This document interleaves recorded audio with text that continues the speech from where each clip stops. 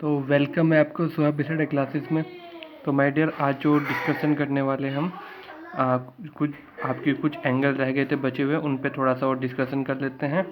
चलिए, तो आज का जो टॉपिक है हमारा एकांतर कोण। तो माय डियर, आप इसको सबसे पहले इसमें डायग्राम को समझिए। ठीक है, इसमें दो समांतर रेखाएं हैं। ठीक है, एक तो आपको ऊपर की एक रेखा दिखाई दे रही होगी और एक रेखा नीचे दिखाई दे रही होगी। ये दो माय डियर दोनों जो रेखा है, ये दोनों रेखाएं क्या कहलाएगी? समांतर रेखा है। और इनके बीच में एक इंक्लाइंड रेखा है जो एक दूसरे को प्रतिच्छेद कर रही है। ठीक है, तो अब देखते हैं ऐसी कंडीशन में एकांतर कोण कैसे बनते हैं और संगत कोण कैसे बनते हैं। तो माय डियर, हमें इस पिक्चर पे काफ़ी ध्यान देना है और इसी पिक्चर के माध्यम से हमें समझना है कि एकांतर कोण की पहचान कैसे की जाती है और संगत कोण की पहचान कैसे की जाती है।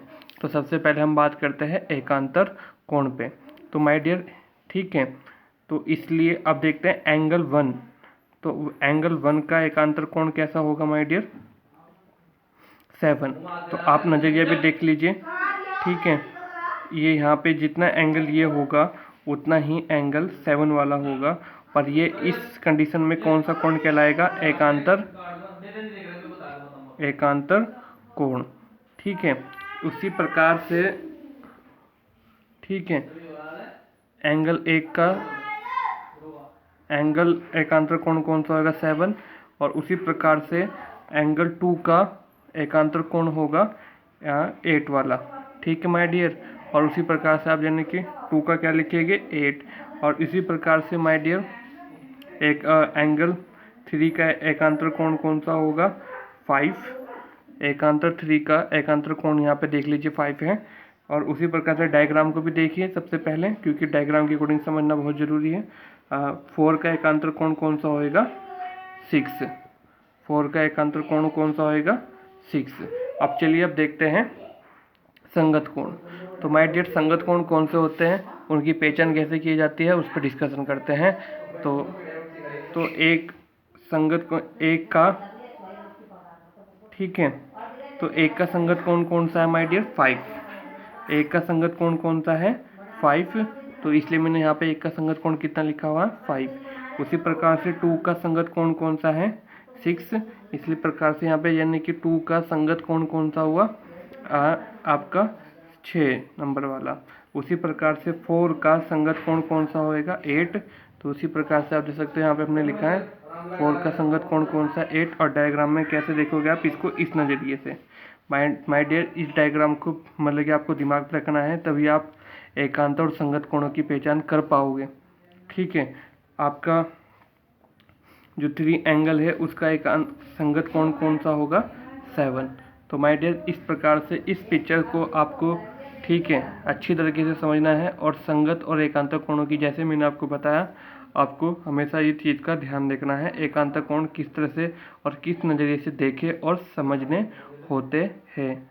ठीक है, अगर दो रेखा समांतर है और कोई एक तिरछी रेखा डिसाइड हो रही है उनके बीच में से, तो वहाँ पे संगत कोण भी बनेगा और एकांतर कोण भी बनेगा, और आपको उसको देखना आना चाहिए, जैसे कि आपको मैंने इस वीडियो में समझाया।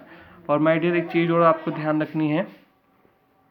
ठीक है, किसी भी बहुभुज की मतलब बहुभुज का मीन्स होता है जिसकी बहुभुज का मीन्स होता है मतलब कि कहीं भुजाओं से घिरी हुई आकृति।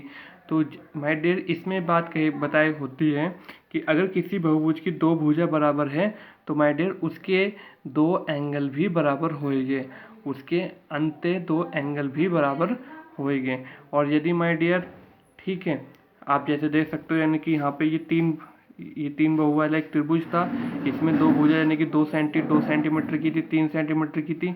तो माय डियर ये एंगल कितने का? 45 का, ये 45 का, और ये कितने का होगा माय डियर? 90 का। तो इसका मीन्स आपको ये बात ध्यान रखनी है, 2 भुजा बराबर, ठीक है, अगर 2 भुजा बराबर है, ठीक है, तो 2 एंगल भी उस बहुभुज के बराबर होंगे। अगर किसी बहुभुज की, ठीक है, अब इसमें एक आयत है, ये इस आयत में आमने सामने की भुजा बराबर होती है, तो इसलिए इसके एंगल भी आमने सामने के क्या होंगे? बराबर होंगे। उसी प्रकार से आप देख सकते हो ये षष्ठभुज है, इसकी कहीं क्या कहते हैं, ये भुजाएं बराबर है, तो इसलिए इसमें क्या कहते हैं, बहु एंगल भी बराबर होएगी। तो मेरा कहने का मीन्स यही है माय डियर, कि जिस एंगल में जितनी बहुभुज यानी कि जितनी भुजाएं समान होएगी और उतने ही उनके कोण इक्वल होएंगे। तो इस प्रकार से आप लिख सकते हो, ठीक है। अगर भुजा 2 सेंटीमीटर है, ठीक है, चलिए। तो माय डियर, आपको जहाँ तक की उम्मीद है ये आपको वीडियो समझ में आ चुकी होगी, ठीक है। तो आपको मेरी वॉइस और जो मैंने बात समझाई तो काफ़ी हद तक समझ में आई होगी। Thank you.